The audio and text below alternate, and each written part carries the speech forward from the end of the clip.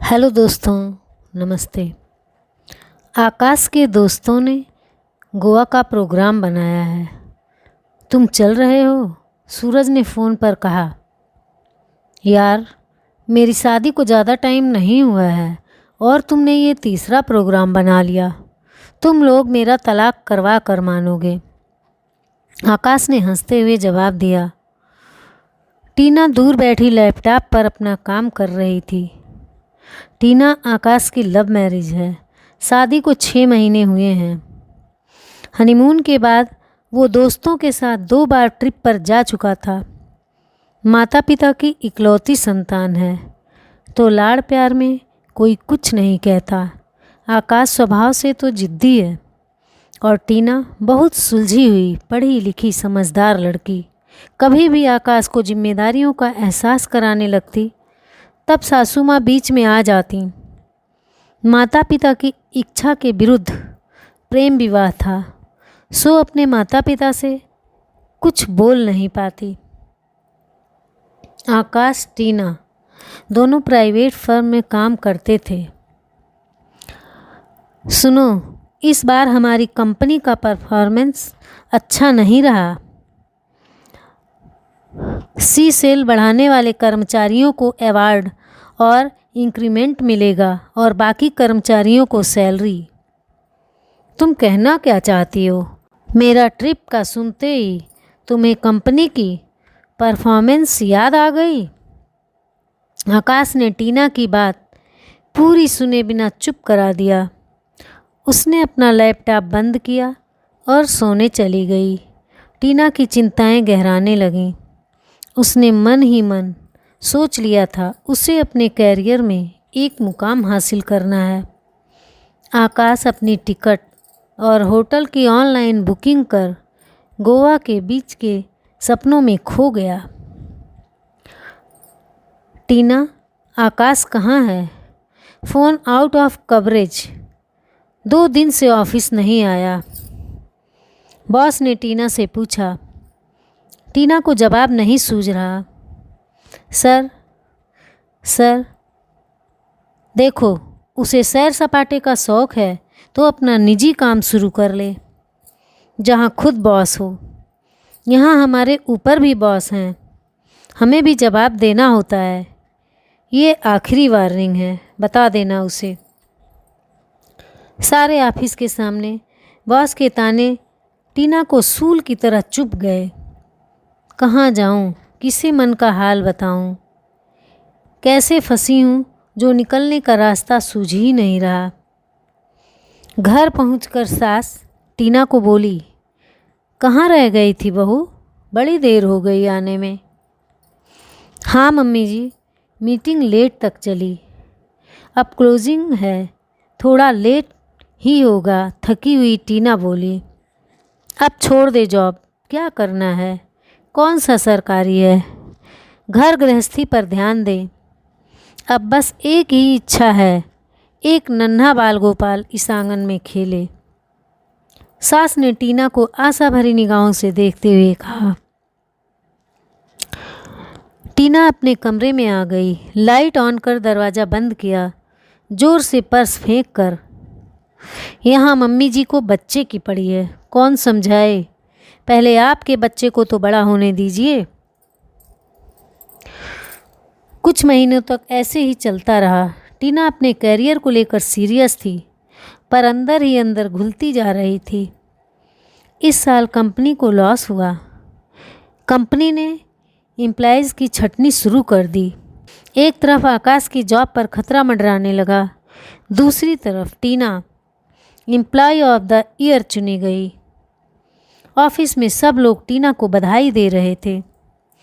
एक एक बधाई आकाश के मुंह पर थप्पड़ की तरह पड़ रहा था। घर आकर आकाश ने गुस्से में अपना बैग फेंका। दोस्तों के साथ पार्टी करने गई है, आज उसे कर्मचारी का अवार्ड मिला है। आकाश गुस्से में बोला। यह भी कोई बात हुई? शादीशुदा औरत की पति के बिना कौन सी पार्टी होती है? आने दे, मैं खबर लेती हूँ। आकाश को टीना का अवार्ड लेना काफ़ी खल रहा था। क्योंकि उसका मेल ईगो हर्ट हुआ। वो बिना खाए पिए सो गया। टीना के घर पहुंचते ही सासू माँ ने महाभारत कर दी। ये मैडम होटल का अच्छा और बढ़िया खाना खाकर दोस्तों के साथ मौज मस्ती करके आ रही हैं, उधर मेरा बेटा बिना खाए पिए सो गया। टीना ने कुछ नहीं बोला, चुपचाप फ्रेश होकर सोने चली गई। अगली सुबह टीना ऑफिस के लिए तैयार हो रही थी। आकाश चाय सुबकते हुए, सोच रहा हूँ जॉब छोड़ के कोई अपना काम शुरू कर लूँ, क्या बोलती हो? दोनों कुछ नया कर लें। मैंने अभी तो ये करना शुरू किया है। ऐसे टाइम पर जॉब छोड़ना समझदारी नहीं। तुम चाहो तो शुरू कर लो। मैं पार्ट टाइम की तरह मदद कर सकती हूँ, इससे ज़्यादा नहीं हो पाएगा, टीना ने जवाब दिया। टीना की लगातार उपलब्धियों से आकाश के मन में ईर्ष्या का बीज पनपने लगा। आकाश का बर्ताव टीना के प्रति बिगड़ने लगा। अपनी माँ के सपोर्ट से वो टीना को खरी खोटी सुनाने का कोई मौका नहीं छोड़ता। आकाश ने बिजनेस शुरू किया। टीना ने पत्नी होने के नाते फाइनेंशियल सपोर्ट किया, पर किस्मत ने आकाश का साथ नहीं दिया। उसके बिजनेस में भी घाटा लगा। एक दिन आकाश ने टीना को अपने किसी पुराने दुश्मन के साथ हंसते हुए बात करते देख लिया। मानो टीना को नीचा दिखाने का जो वो मौका ढूंढ रहा था उसे मिल गया। आकाश ने टीना से बहुत झगड़ा किया, यहाँ तक कि उसे चरित्रहीन तक बोल दिया। टीना के सब्र का बांध अब टूट चुका था। वो हमारा एक क्लाइंट है। वो एक ऑफिशियल मीटिंग थी और मैं अपनी ड्यूटी कर रही थी।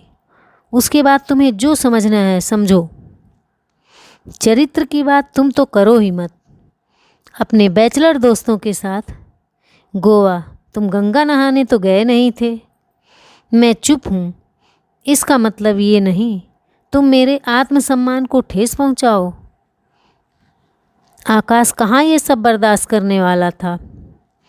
झगड़ा बहुत बढ़ गया।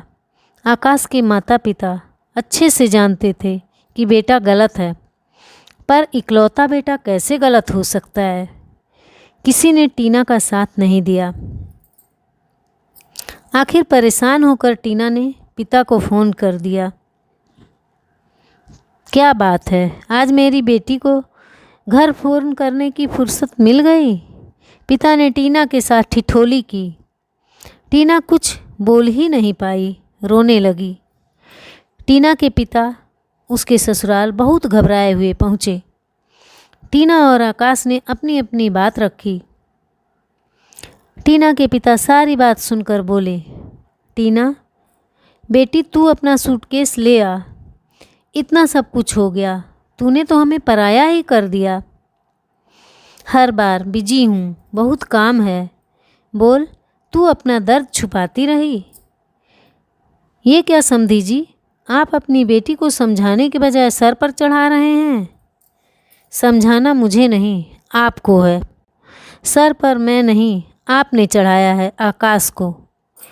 मेरी बेटी भी इकलौती है, उसने तो कभी अपनी जिम्मेदारियों से मुंह नहीं मोड़ा। अच्छी बहू बनकर दोनों घरों का सम्मान बनाए रखा। मैंने अपनी बेटी ब्याही है, बेची नहीं। उसे अकेला समझने की भूल मत करना। आप अपने बेटे की गलतियों पर भी उसका साथ दे रहे हैं। फिर मेरी बेटी तो सही है। मैंने शादी कर उसे एक और प्यार भरे रिश्ते में बांधा था। अपने साथ उसके रिश्ते ख़त्म नहीं किए। टूट चुकी टीना को पिता के शब्दों ने जैसे नवजीवन का संचार कर दिया हो। आकाश दूर स्तब्ध खड़ा था, क्योंकि वो सोच रहा था टीना के पिता गिड़गिड़ाएंगे, तभी उसका मेल ईगो संतुष्ट होगा। वैसा कुछ नहीं हुआ। टीना अपना सामान पैक कर पिता के साथ बाहर आ गई। पिता ने डिक्की में बेटी का सूटकेस रखा, टीना को अंदर बिठाया और खुद बैठने लगे। टीना के पिता ने हाथ जोड़े और अपनी गाड़ी में बैठकर बोले, जब आपका बेटा अपनी पत्नी को मान सम्मान देने और अपनी गृहस्थी संभालने योग्य हो जाए तब अपनी बहू को लेने आ जाना। तब तक मैं अपनी बेटी को ले जा रहा हूँ। टीना के पिता ने हाथ जोड़े और अपनी गाड़ी में बैठ टीना को साथ ले गए। धन्यवाद।